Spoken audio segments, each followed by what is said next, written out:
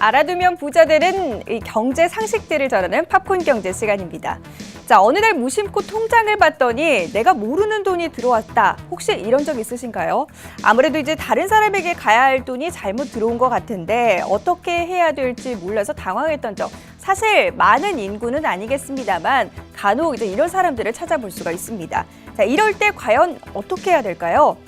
실제로 이렇게 잘못된 계좌에 돈을 송금하는 경우가요. 조사를 봤더니 상당히 많았습니다.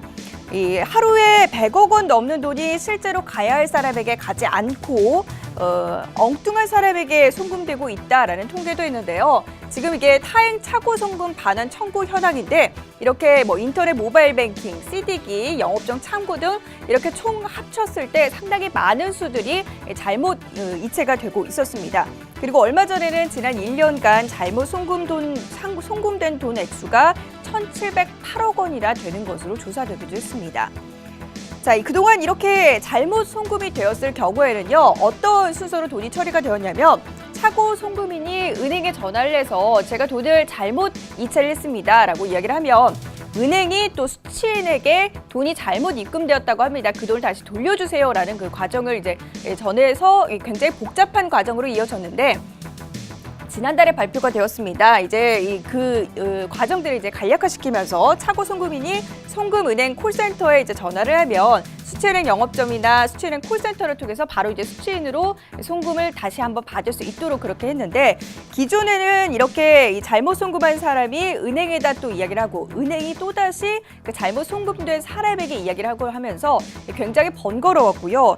또 계좌의 주인이 만약에 전화번호 그리고 주소도 다 바뀌어서 도저히 연락이 안 된다고 하거나 또 그 계좌의 주인이 빚을 지고 있어서 이 채권자들이 거기에 들어오는 돈을 바로 빼앗아가는 그런 상황이 발생하게 되면 결국 그 돈은 받을 수 없는 돈이 되고 말았습니다. 잘못 송금된 돈이니까 그리고 계좌번호를 잘못 입력했으니까 은행이 임의로 돈을 다시 돌려받게 할 수는 없는 건가요? 분명히 이런 질문을 할 수 있을 텐데요. 사실 잘못 송금한 돈이라고 해도 일단 남의 계좌로 그 돈이 들어갔다고 한다면 그 계좌 주인의 동의가 없을 시에는 은행 임의대로 돈을 다시 한번 돌려받을 수가 없다고 합니다. 자, 금융감독원이 발표한 착오 송금 시 알아두면 유익한 법률 관계에 따르면요. 실제 잘못 송금한 돈이라도 원칙적으로는 받은 사람의 돈이다 이렇게 정의를 하고 있는데요. 은행 등 금융기관은 수취인의 개인정보를 타인에게 제공할 수가 없고요. 또 돈도 돌려줄 수 없는 그런 구조로 되어 있기 때문에 그 계좌 주인한테 동의와 허락을 받아야만 다시 한번 돌려줄 수가 있다고 합니다. 결국 계좌 주인이 연락이 안 되거나 돌려주기를 거부하게 되면 소송을 하게 되고요. 잘못 송금된 돈이 소송을 할 만큼 크지 않으면 결국 잘못 송금한 그 송금인은 소송 대신 이 돈을 포기하게 되는 상황에 이르는 것이죠. 자, 이런 이야기를 들으면 그냥 들어온 돈인데 그냥 써도 되겠지라고 생각하시는 분들 분명히 있으실 텐데요.